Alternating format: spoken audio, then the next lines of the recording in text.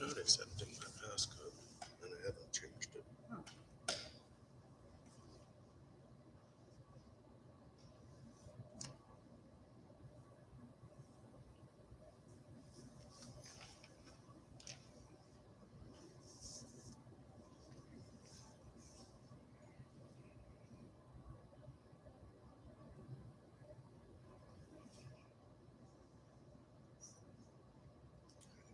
Looks better.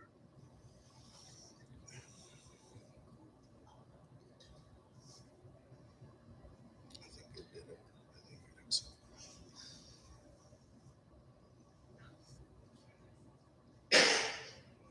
Alright. Every time there's a new update, things get difficult.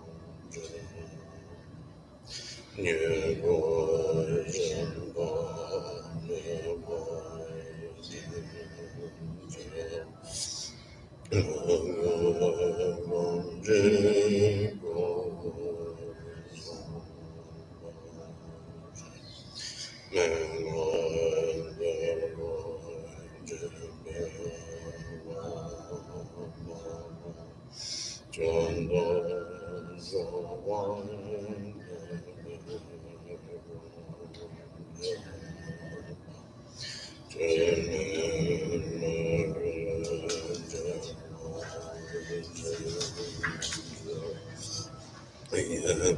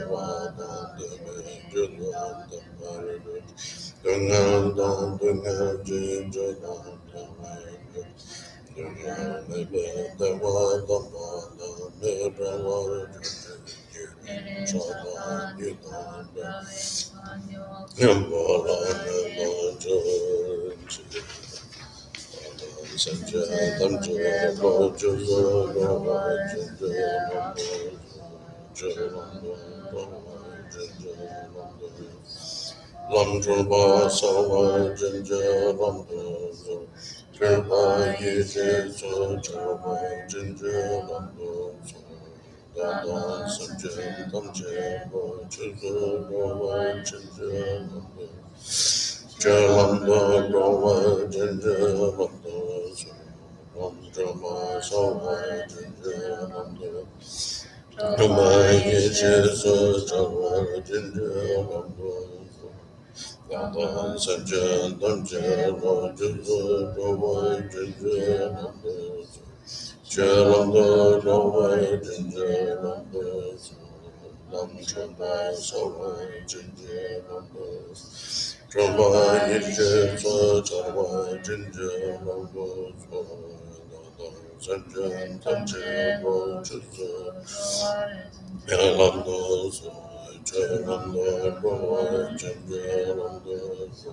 Lam Tromba Zolwa Ginger Lando Lama Yeshe Ginger Lando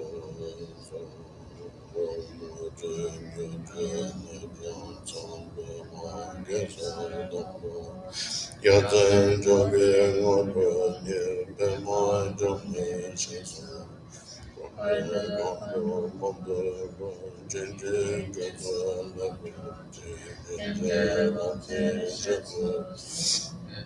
Nero Jimbo Dala Wonchig Yagdan Loda Majas Jodan Domono Oma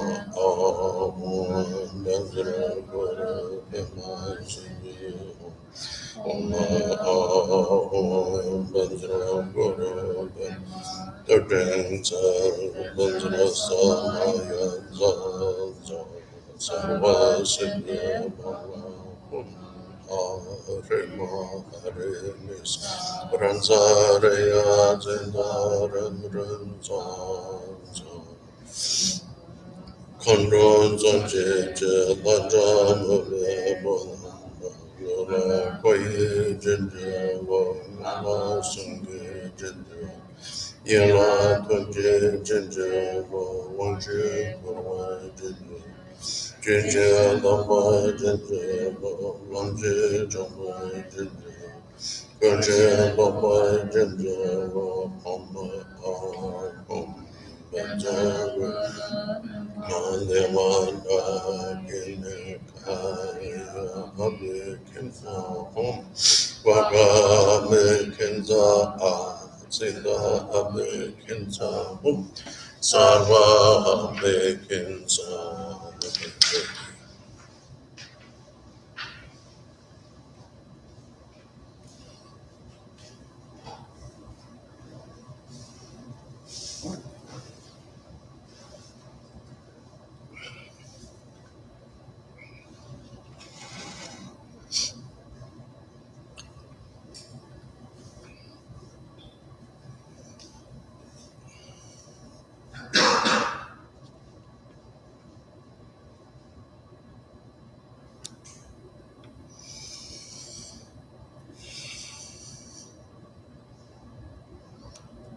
Before we begin, I have a scheduling question. The schedule has us going from 10:30 a.m. today to 12 and 1:30 to 3, and the same thing on Sunday. I also noticed, however, that Sunday would normally be the day of our Guru Rinpoche puja. So, are there any plans to do both? Do you know when the Guru Rinpoche puja is canceled?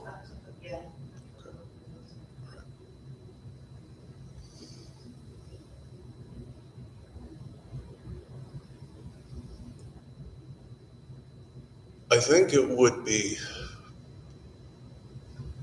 I don't want to make this overly personal to me, but I think that the way that I'm going to be presenting this weekend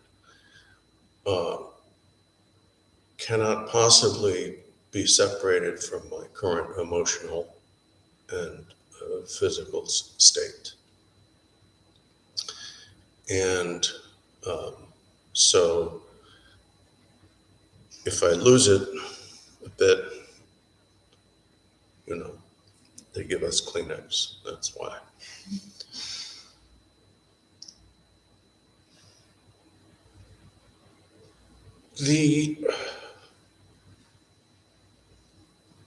The title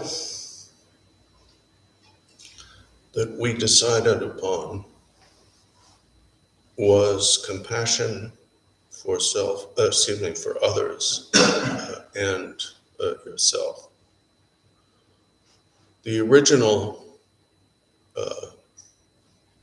title I thought of was Compassion for Self and Others, not because we need to be selfish, but because if you're drowning, you can't prevent another person from drowning. If your life becomes a sinking ship in whatever way, for whatever reason, those people who depend upon you have the choice of jumping overboard and swimming their way to land, or going down with you.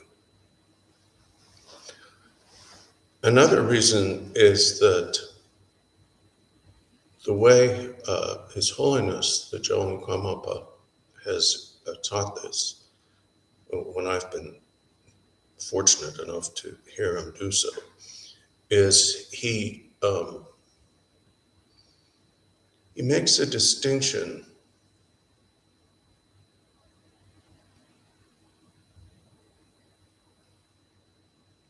between compassion for yourself and compassion for others, that while clear, is also very subtle.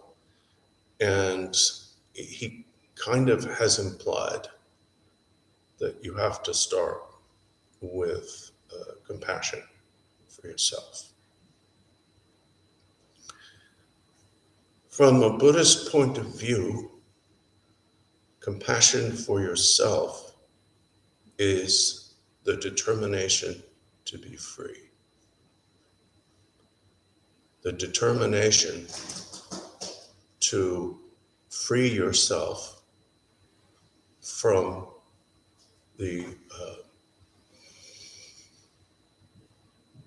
things that cause your suffering. You can be suffering a certain amount and still take care of other people, but you can't take care of other people as effectively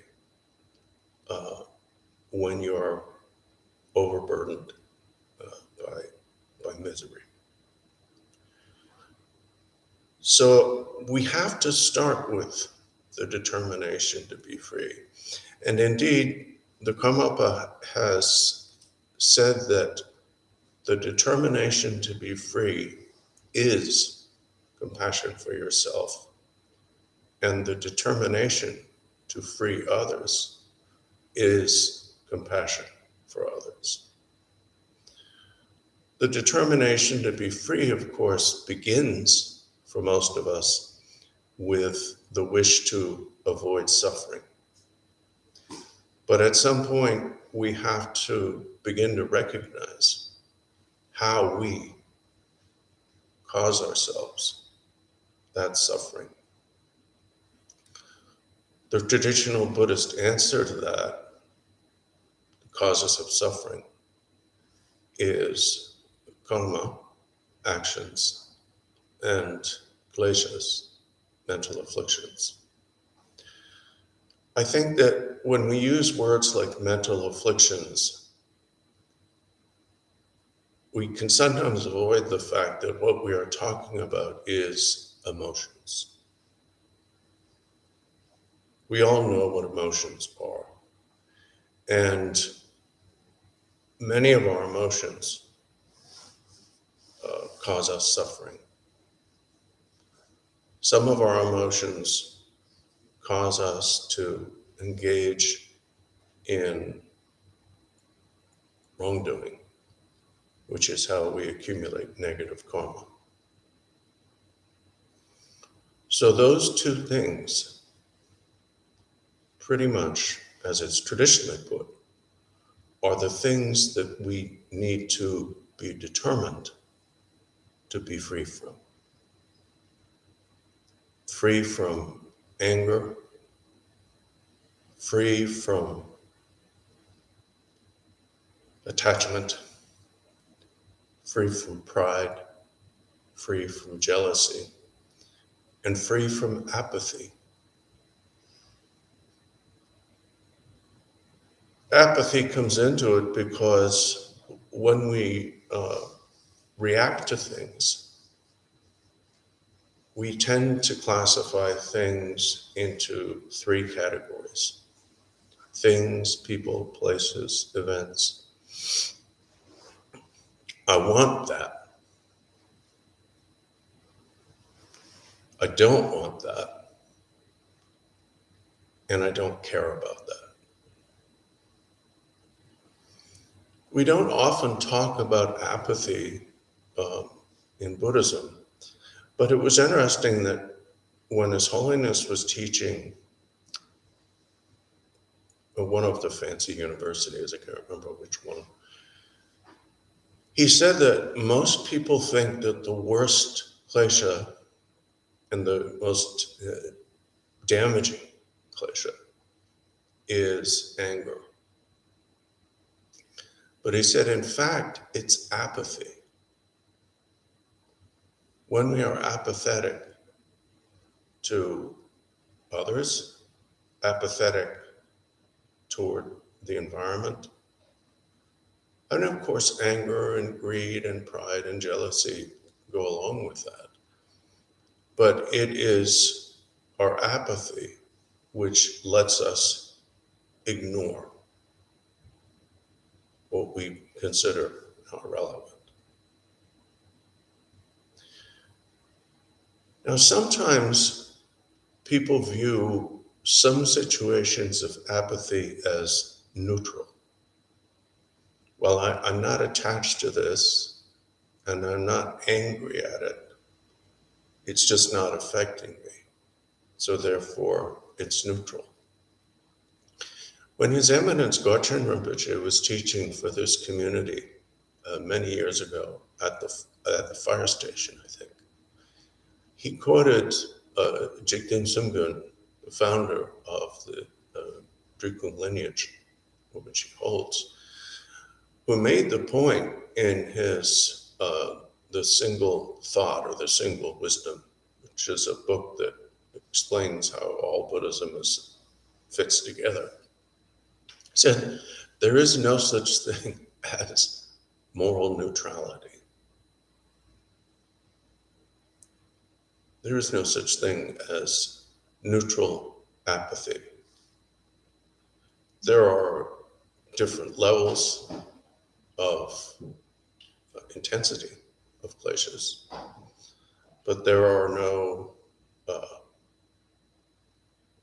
according to Jigten Sumgun, there are no situations where a thought or an action is actually neutral.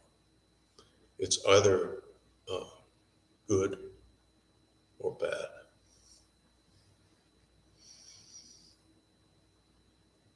Now,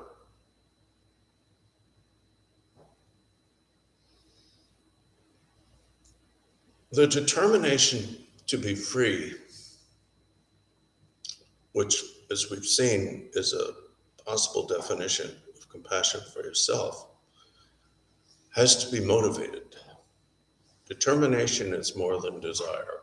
It's not like, hey, I wouldn't mind escaping samsara. I wouldn't mind becoming a Buddha. It has to be, I must do this. I'm determined to do this. And which is why, the Tibetan word for it is Ngejung Ngepa Drungwa, which means definite emergence. It's a case of an attitude named after its goal. It is a determination to definitely emerge from samsara. So because it has to be the very foundation or bedrock of the Buddhist spiritual path, we have to have strong or good reasons to give rise to that determination. The first reason that needs to be understood. And this is why Lord Gampopa began his ornament of precious liberation with a chapter on this. The first thing we need to understand is that our true nature is Buddha. We are like Buddha statues in the mud. The mud is not part of the statue, but it does cover and to a large extent conceal the statue to a point where most of us, or many of us, go through lives not believing in the existence of the golden something that we've never seen. So the first thing we need to really contemplate, which doesn't just mean sitting there and formally thinking about it, but thinking about it all the time, is really the simple question, who am I? What am I?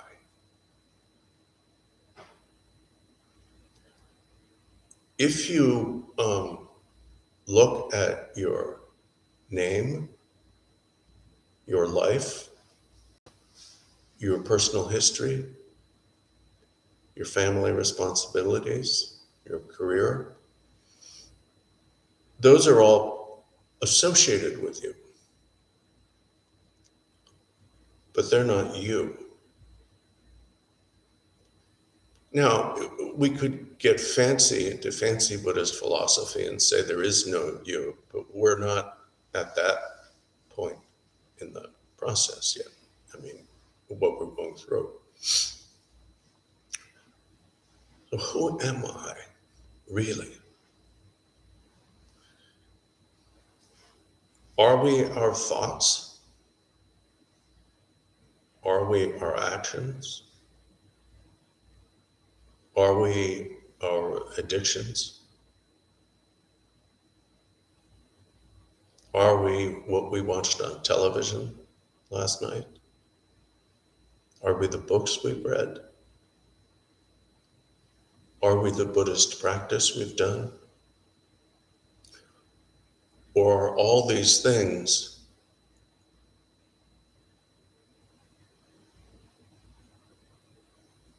say things around us?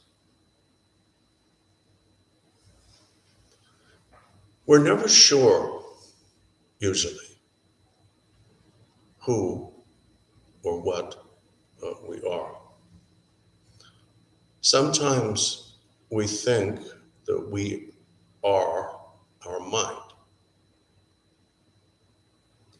And the body in which our minds appear to be encased is an accessory.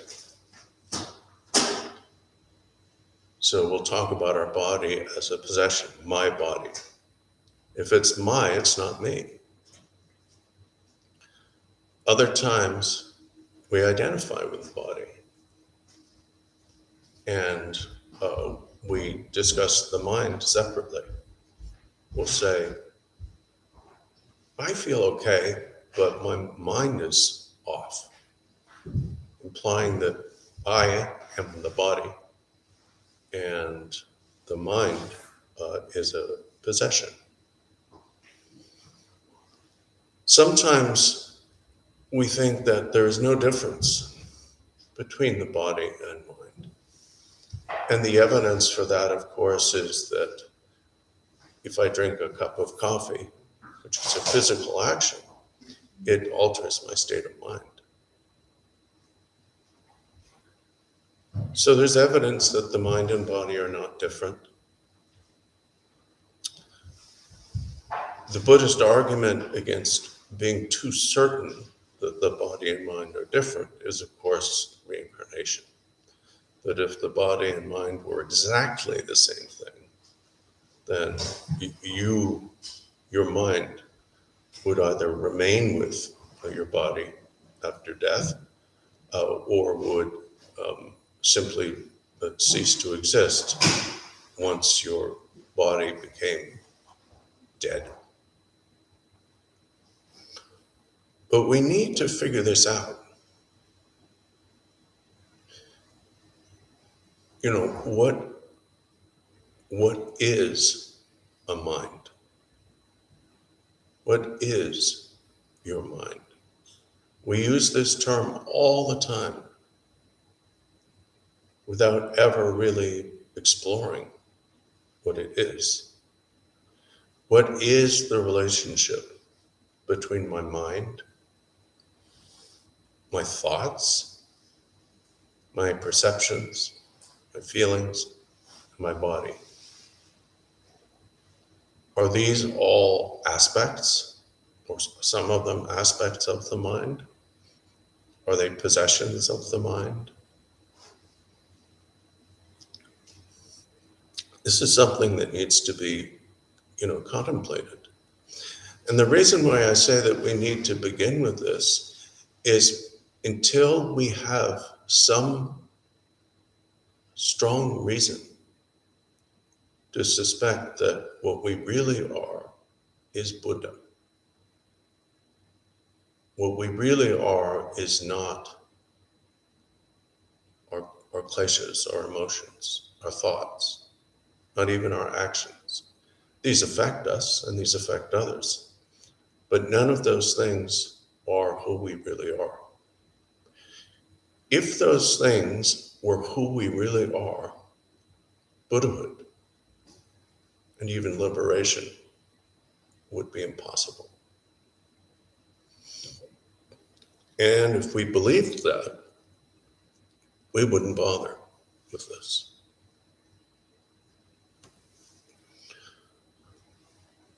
So the first reason to develop the determination to be free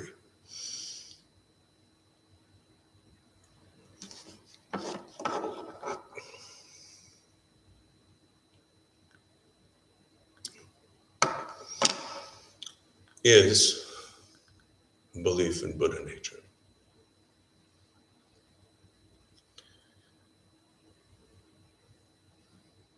The second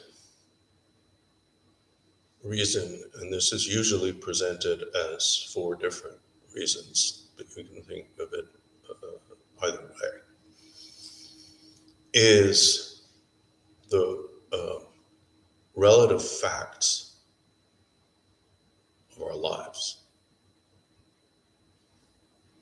We may be Buddha deep down, but we have both problems and resources.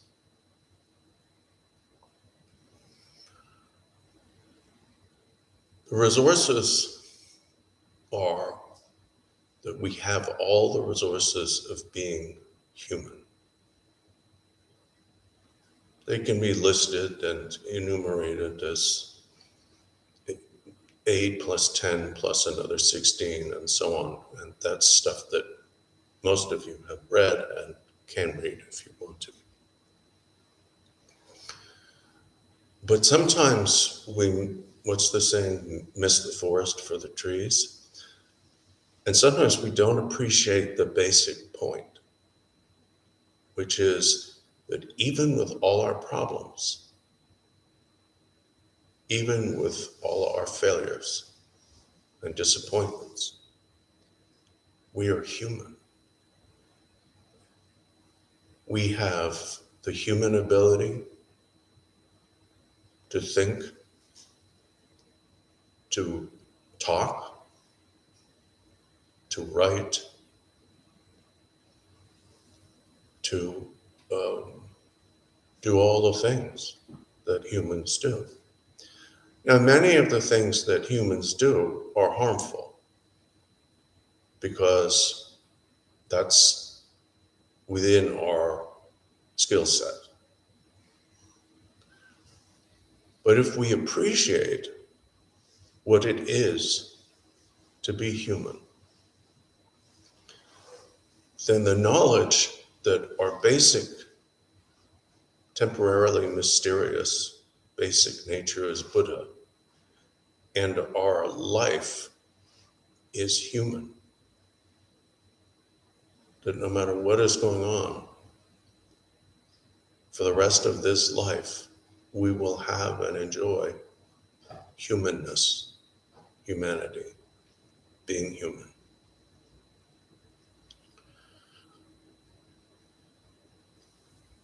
The second thing to remember is death.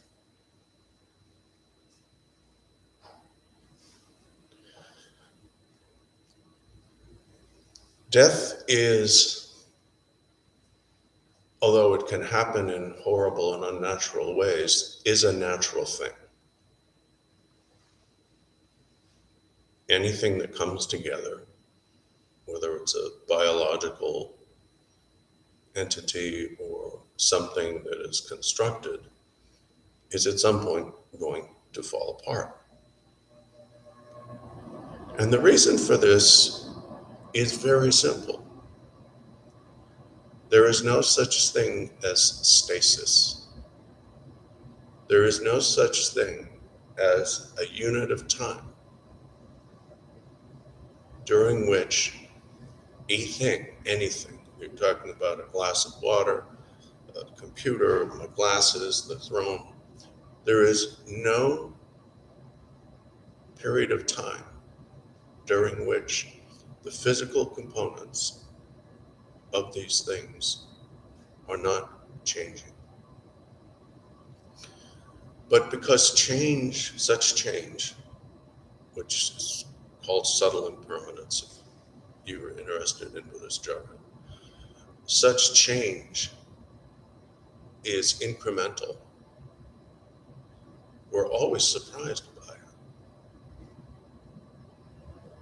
I used to use the example, people ask me to stop, but I used to use the example of shaving in the morning and seeing that I'm a little bit older than I was, the day before. But usually what happens is we wake up one morning and we have a new type of back pain. Our knees are going, our hips are going, our memory is going, our eyesight is deteriorating. We call this aging, and when it has certain causes, we also call it sickness. But it's basically death. It's all death. And of course, it's very hard to define death. I don't know if anyone read in the New York Times yesterday, I think it was yesterday, there was an article about, maybe they did this at Harvard or someplace. They took a bunch of dead pigs that have been dead for at least an hour, and they used a chemical of some kind, and their hearts started beating. They got these dead pigs to become at least organically functioning. Now, brain functioning, I have no idea. All I read was about the heart. And as the journalist who wrote the article brought out, he says, that does cause us to have some further questions about what is death. Now, to quote His Eminence Taisutto Rinpoche, the answer is there is no such thing as death. The body becomes too rotten or too broken to sustain conscious life, but our minds don't die. And so the reason we need to think about death and impermanence is so that we're not constantly surprised by change. I thought certain things were going to be, and those certain things were not going to be. That causes disappointment and grief. I thought certain things would stay the same, and they didn't, because nothing stays the same. Things change, everything changes, and we have no choice but to accept it. That is death. But there's continuity.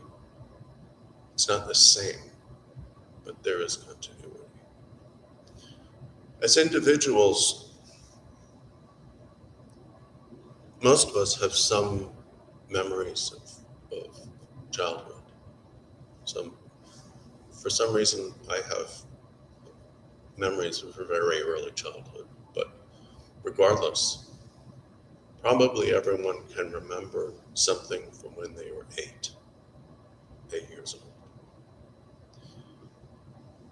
The question that we need to ask ourselves is, am I that 8-year-old?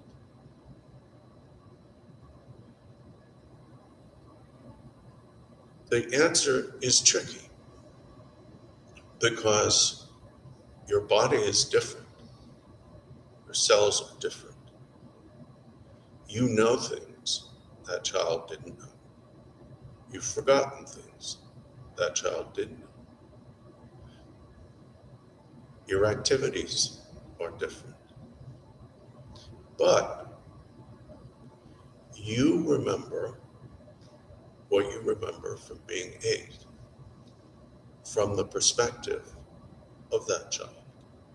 Nobody else does. Even if people were in the same room with you, whatever you were doing that you're remembering at the age of 8, their perspective, not yours. Yours is unique. Each and every one of us is unique.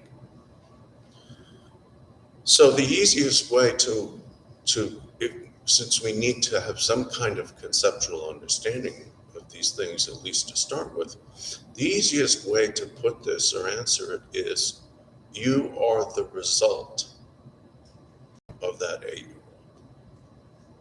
You are the result of many things, but one of them is that 8-year-old. That's why if you were born with brown eyes, you now have brown eyes. You know, if you, well, I guess you could say the DNA is continuous. But this points to a mistake that we make, which is one of the reasons why we tend to be shocked and frightened by change, especially of death. And that is that we mistake causation for identity.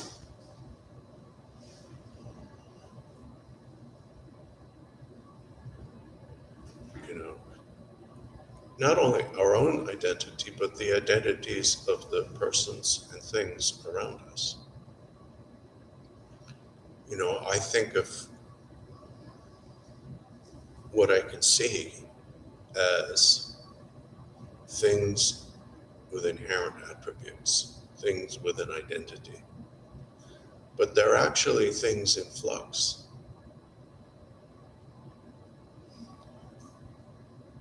The usual or most common example is a candle flame. A candle flame, provided it's not guttering, will look much the same while it's on. But at any moment, the actual, is it burning gas or plasma that makes up flame? The actual stuff is different stuff.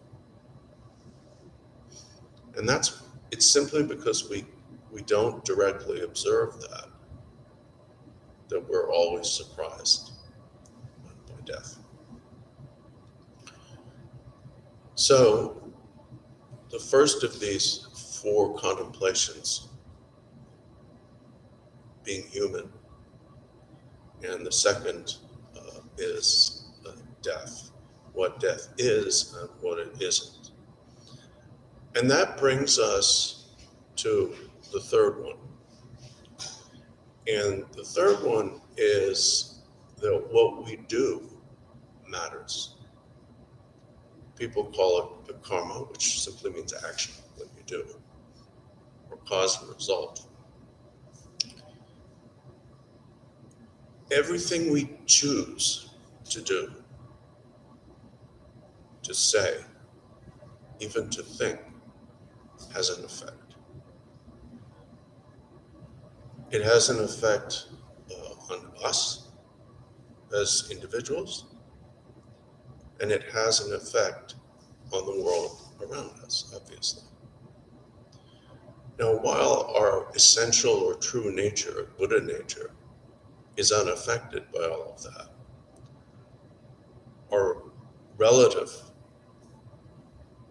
self, what we normally experience, is very much affected by that. A single thought, a single action can change the whole direction, for better or worse, of your day. I'll give you an example. I guess 2 or 3 days ago, I was walking along my street, and there is a church on my street that does a lot of food distribution. They have a food bank on Sundays and one on, maybe it was Wednesday, and the street gets a lot of cars come because a lot of people need food. And they receive food donations from the local supermarket and from other chain bakeries. I was feeling quite sorry for myself for various foolish reasons. And so I was walking, and I looked kind of bedraggled. I hadn't shaved. And so they took me, not unreasonably, for a homeless person. And immediately, one of the people there handed me a loaf of bread, a loaf of Italian bread from Hanover. So I thanked her, took it home. Didn't feel like eating. And so I left it out on the counter. And by the next day, it was quite hard. I mean, it was like a weapon.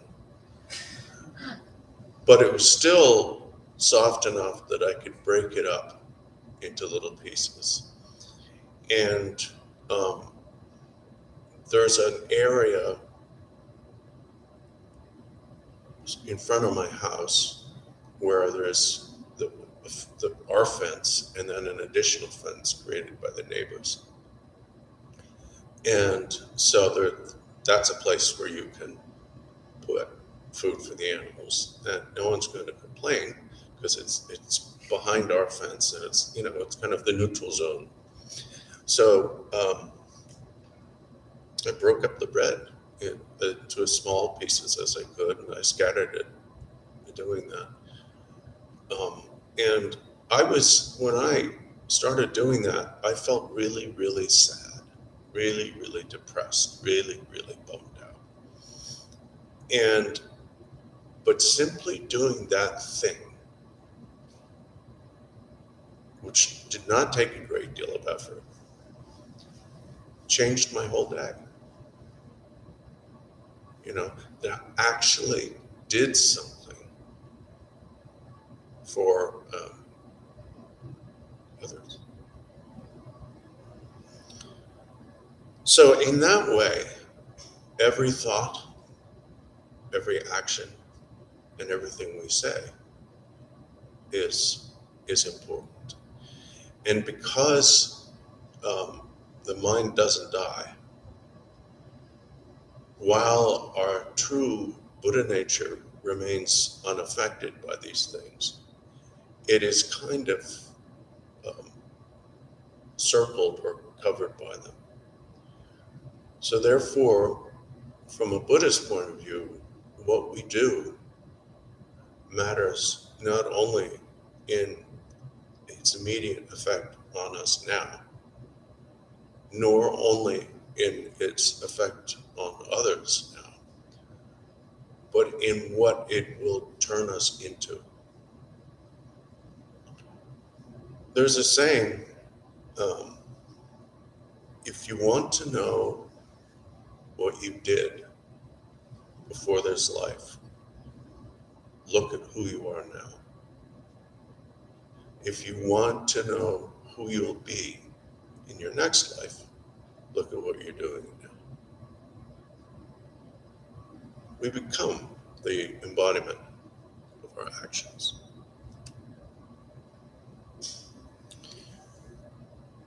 And then the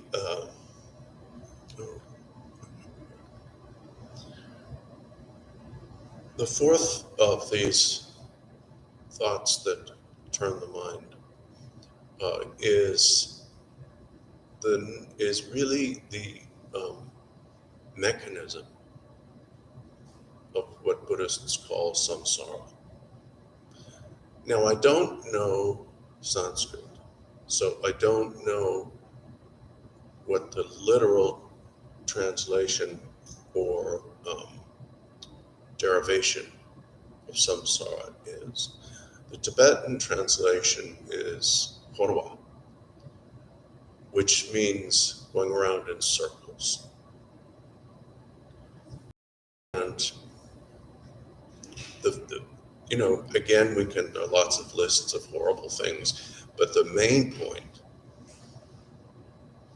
is that unless we free ourselves from the thoughts, words, and actions that keep us spinning around in circles, unless we do that, we're going to keep spinning around in circles. There's an expression that's a very often used in therapy circles, in substance addiction recovery programs, but apparently it's attributed to the scientist Albert Einstein. Now, I'm suspicious of attributions because now that we have the internet and Facebook, a lot of stuff that really doesn't sound like that person wrote it gets attributed to them. So I don't know if Albert Einstein said this, but he is asserted to have said the definition of insanity is to keep on doing the same thing and expect a different result. That is samsara. That is samsara.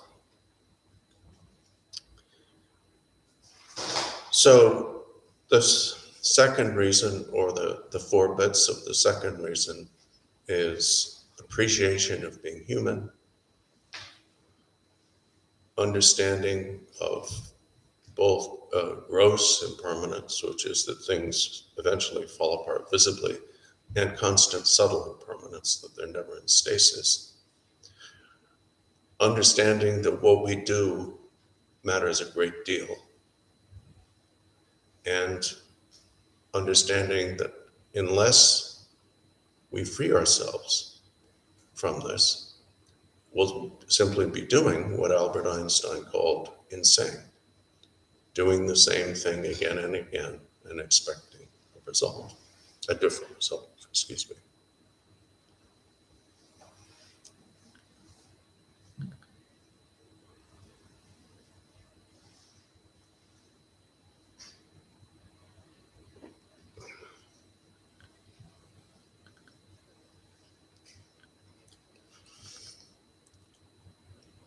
Still on the first concept of compassion for ourselves, the next thing we could look at, because this is the transition between primarily working on the desire to be free and compassion for yourself, and beginning to become more concerned about others. And this is the idea in Buddhism of refuge. Now, religions that are transmitted through bloodlines that you can be born into do not necessarily require a declaration of faith or allegiance. There will be rites of passing, ceremonies acknowledging going from different stages, but they don't require conversion. Christianity, Islam, and Buddhism are all religions into which you cannot be born. You can be born to Christian parents, but you have to get baptized. You can be born in a Muslim family and society, but at some point you have to say certain words 3 times in the hearing of another Muslim. That's how you become a Muslim.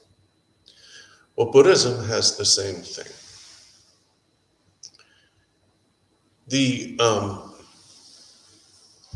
idea of refuge is once you have begun to understand that you have Buddha nature, so therefore Buddhahood is possible, in fact, natural, that you have these things to keep in mind, being human, the imminence of death, and so on. The final thing is there has to be an answer to the question, what can I do about this? Okay, I want to be free of this. I don't want to be insane anymore. And that's where refuge comes in. Refuge is often seen as it is, of course, a marker of who's Buddhist and who's not. But in fact, it has much more significance than that. When you take refuge, whether initially publicly repeating after a preceptor, or on a daily basis as part of your personal practice. When you take refuge, you are saying, I don't want to do the same thing again and expect a different result. That's really what you're declaring. When you say, Buddham Sharanam Gacchami, I take refuge in the Buddha. That's the original refuge vow. It's quite short. When you say Buddham to the Buddha or in the Buddha, Sharanam as a sharana, as a refuge, Gaccha, go, me, I. So I go to the Buddha as a refuge. You're saying, I am willing to change. I am willing to try something different. And each morning or whenever you say it, if you do say it regularly, you renew it by thinking, however I was yesterday, I want to do better today. However miserable I was yesterday, I want to be happy and constructive and healthy, even if just a little bit today. And so the Buddha, we take refuge in the Buddha because he is, for us, the main example of sanity. He is an historical person who stopped doing the same thing again and again and expecting a different result. And all of our worship of the Buddha is founded on that. He serves to remind us that it is possible. So therefore, when we refer to the Buddha, we usually call him Tunpa. Tunpa means shower, example.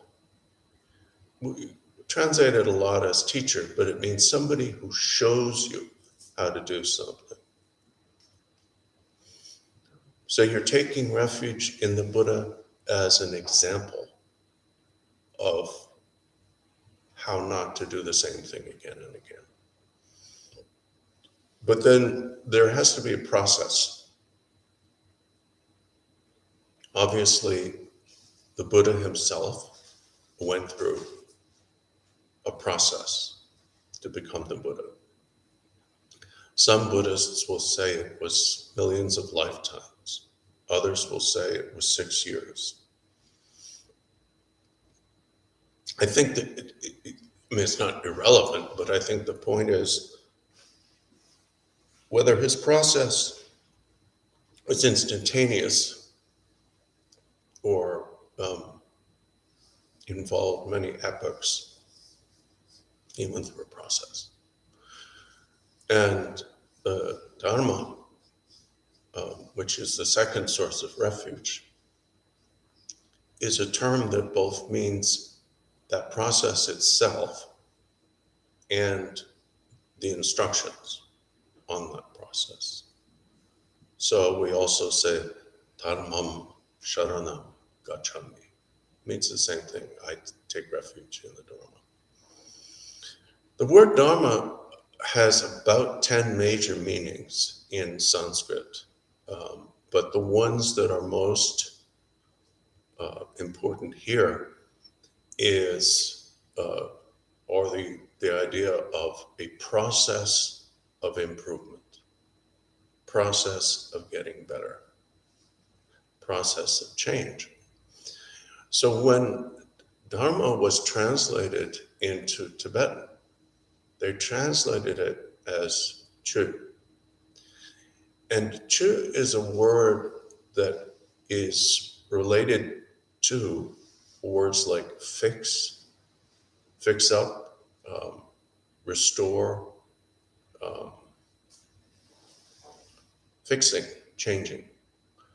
So when you take refuge in Dharma, you're taking refuge in your commitment to try to change, to try to do a little bit better each day.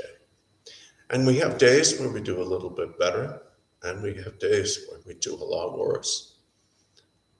We understand that, but we have to keep on trying. So when you take refuge in the Buddha, you're saying, this is what I want to become. When you take refuge in the Dharma, you say, this is how I want to do that. And then finally, we have the Sangha. The Sangha, um, people nowadays use the word Sangha in its Buddhist context in two ways. Some people, especially those who are primarily involved with a monastic tradition, will only use the word Sangha about monks and nuns. So that, if you go to certain monasteries and ceremonies in India, they'll tell you, oh, well, you're not Sangha. I've been told I'm not Sangha. Other people use it to refer to the community of Buddhists. That's how I prefer to use it, because at least that way I'm some sort of Sangha. But we need to take refuge in the Sangha because the Buddha we haven't met. The Dharma does not usually pop into our heads by itself. We need help. We need help. We need people who are trying to do what we're trying to do.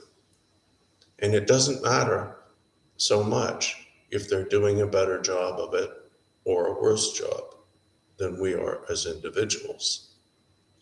It's the intention, shared intention.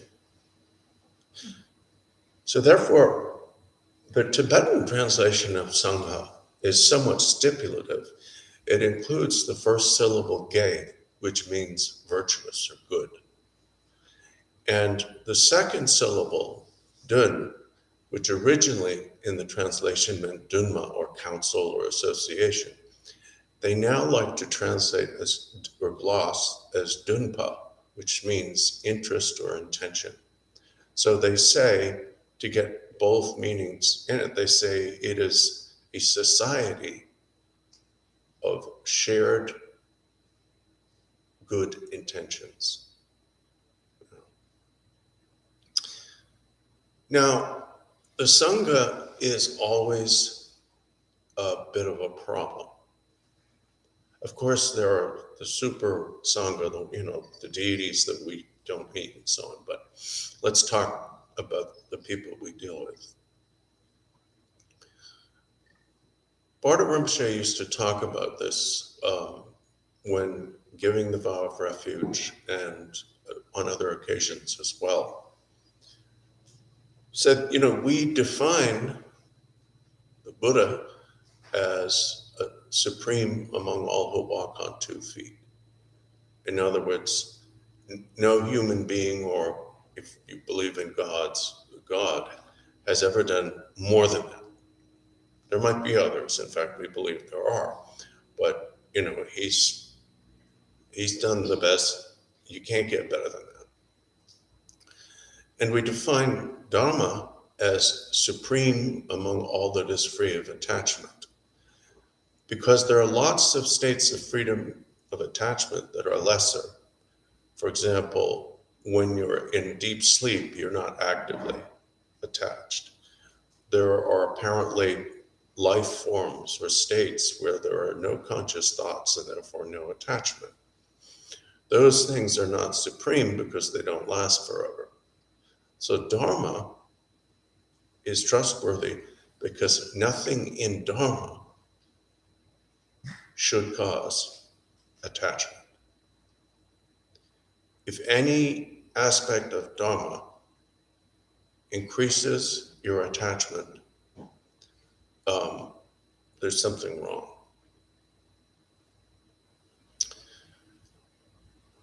But the Sangha, we don't say that the Sangha are the best who ever walked on 2 feet. And we don't say that they are free of attachment. We don't expect them to be perfect. If a member of the Sangha became perfect, we would call them Buddha. But Sangha, we're trying, we're doing our best. And as I mentioned, some days we do better and some days we do worse.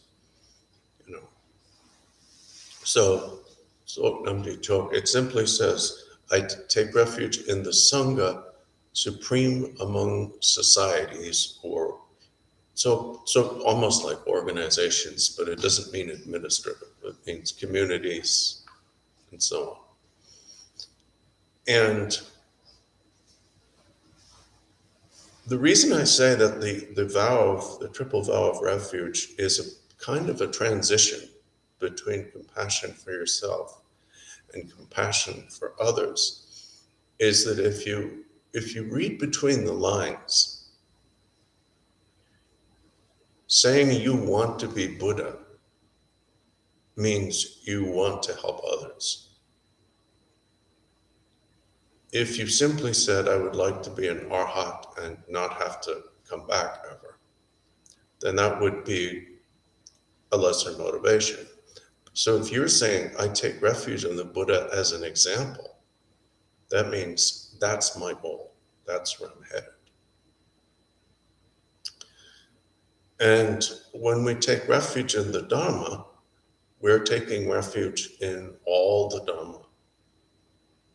The teachings of the common vehicle, the teachings of the Mahayana, and in communities like this, the teachings of the Vajrayana. And when you say, I take refuge in the Sangha, you're not only asking for their help, but you are committing yourself, really, to helping them to the extent of your ability, to being emotionally supportive, kind, courteous, understanding, and patient. Patience, which we'll come back to probably tomorrow, patience is, in a certain way, one of the most fascinating things that we can develop as ordinary people. One of my teachers, Trungpa Rinpoche, once said, and I'm talking about patience in interpersonal, like at work or at Sangha or in families or whatnot. He said something, when one person gets angry at another person, that does not cause a fight. The fight is caused when the second person automatically gets angry back at the first person.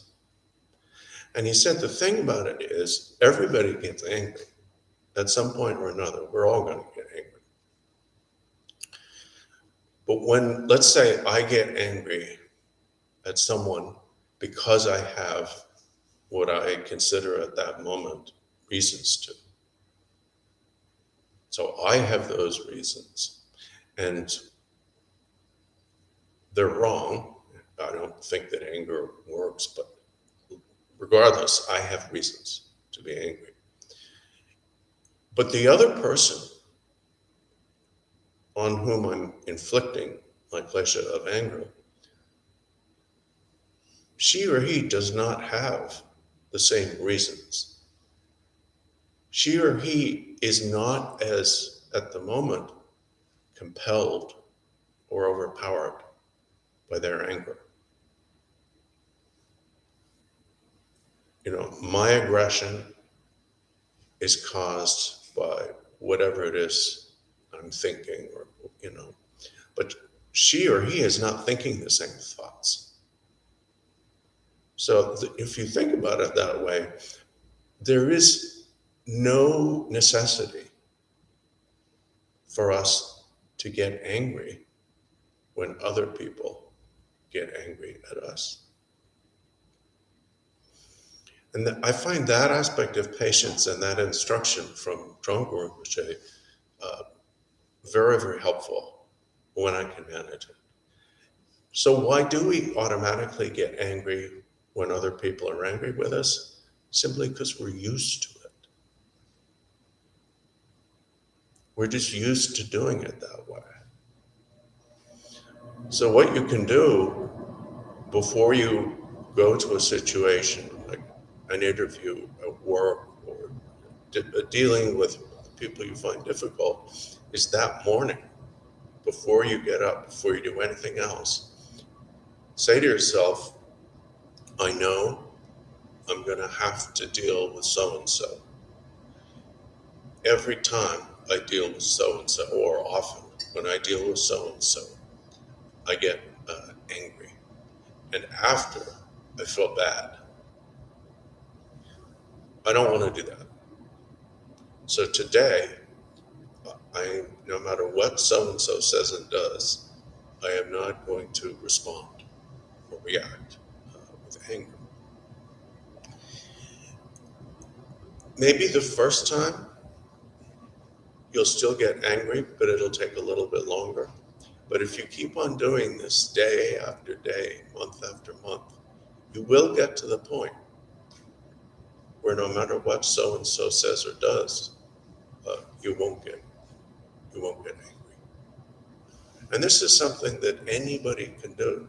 It's the same way that, if you want to wake up at a certain time in the morning, you set your alarm. Unless you're extremely tired, you'll probably wake up before the alarm goes off, because that intention is somehow maintained even while you're deeply asleep. So taking refuge in the Sangha is also committing yourself to patience.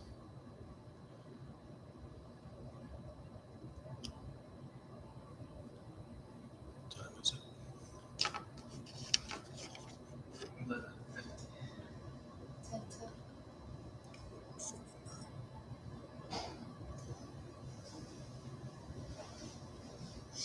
Maybe we should use the last 10 minutes for questions this morning, because starting this afternoon, we'll be talking all about compassion for others.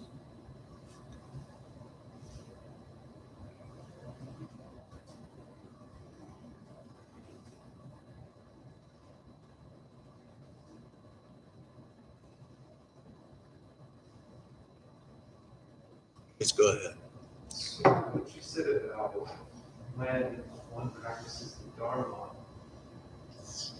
one doesn't get attached. So when you're doing practice, and I'm speaking from my experience, when you do practice, you want to do more, that's not attachment. Then what is that like? In terms of this, like willpower, what is that makes one want to practice more?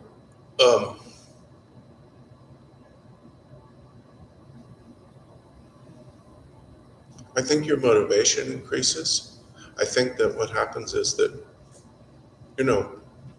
we start practicing Dharma because we have a set of beliefs, or are willing to entertain a set of beliefs that somehow it will help us. And as we continue to practice, our initial beliefs and expectations, are superseded by experience. And experience is a much stronger foundation than belief. So I think that as we experience the benefits of it, we're naturally going to want to do it. So it's like, for example, if you're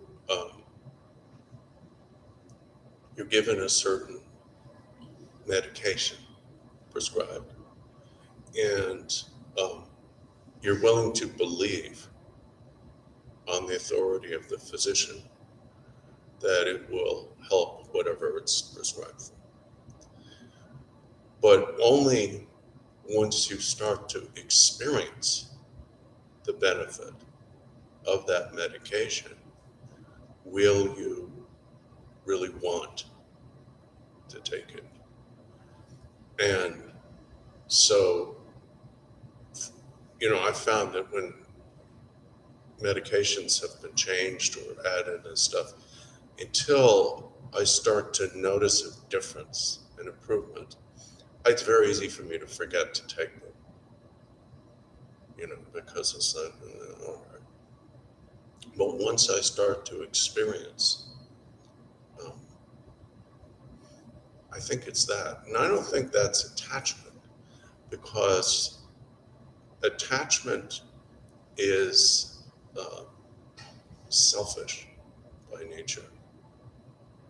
Selfish because, and this comes up very much also in interpersonal relationships. When you love someone, such as your child or a partner, it's natural to become also attached to them. And the two emotions can be so mixed that we can't tell them apart. But you have to learn the difference, that when your kids grow up and move away and you don't get to see them as often, the pain you feel is attachment. If the child is doing well, which is what you want, that's what love is. You want someone else to do well.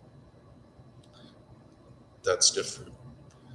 So I don't think the enthusiasm, the growing enthusiasm that we feel for practice is attachment, because it's not selfish.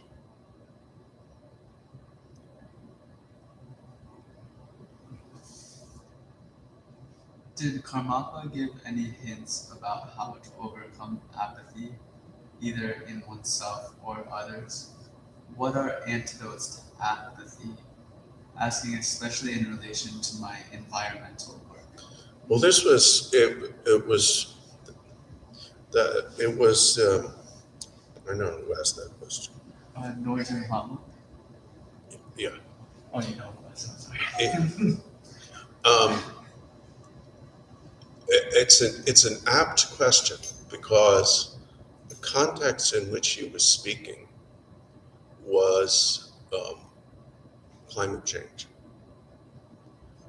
and he talked about, he gave individual suggestions. I mean, suggestions for things we can do within ourselves, and some societal ones.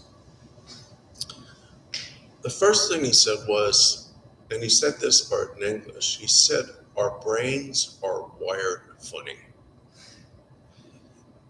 And it is that we don't pay any attention to, we're apathetic about what we perceive as a distant danger, even if it's certain. So he said, we were in a chapel at one of the big universities, and he pointed to the door through which everyone entered, and he said, if I told you that 100 years from today, a hungry tiger is going to come charging through those doors, you wouldn't move, because you'd think, there's plenty of time, who cares? But if I told you, watch out, a charging tiger is entering this chapel, you'd all start running. And he said the problem is that our brains cause us to be in denial and apathy about future danger. So the solution for us as individuals is to learn about the truth. And, to experience it, to read the science, to read the thing. And the final thing he said about that was that it is a mistake, in his opinion, to regard climate change as a scientific issue or a scientific matter. He said it is a moral issue. The scientists have spoken, and most of them, and nobody's listening. He said his suggestion was that prominent leaders of religious communities, should speak out about it because they're regarded in their specific communities as moral authorities.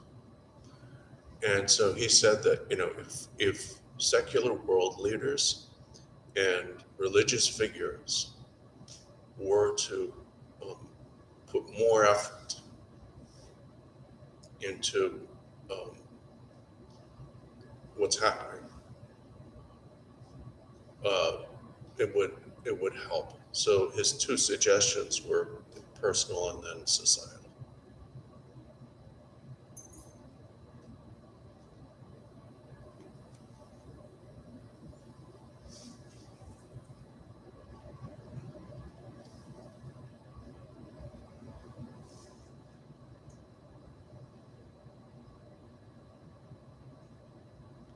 I guess so. How can one tell between authentic experience and something that's just like an illusion, just flash in the Lord, I guess? Oh, you mean in meditation experiences? Yeah, whole practice. Anything you experience is an authentic experience because you experienced it. That doesn't mean that it is good or bad, because anything you experience is an event and is over. So you can't, it's not good, it's not bad. It's just a sign that you're working with your mind. When you start working with your mind, regardless of the techniques, you start to see things, hear things, feel things, think things, and sometimes even smell and taste things. And sometimes people get worried about these, and sometimes people mistake them to be signposts of grand spiritual stages. They're neither. That's just, and each person's experiences of that nature are different. And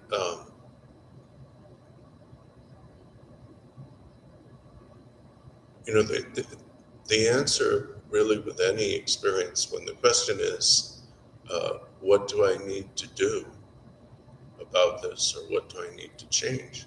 The answer is you don't need to change anything. It just happens. It's,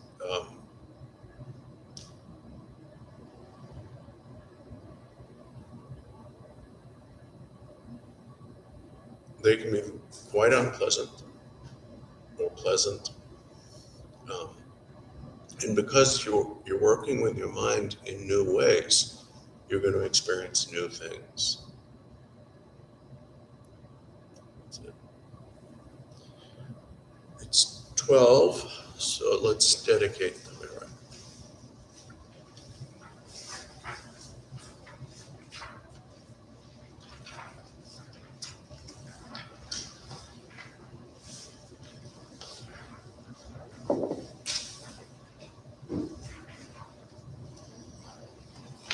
Sunam Deye Damje Zerba Nye Tone Nye Perama Bante Jegana Jebala Jobaya Sembe Tole Rama So Gewa Deye Chewo Lama Yeshe Gyamtso, Lama Yeshe Gyamtso, Lama Yeshe Gyamtso.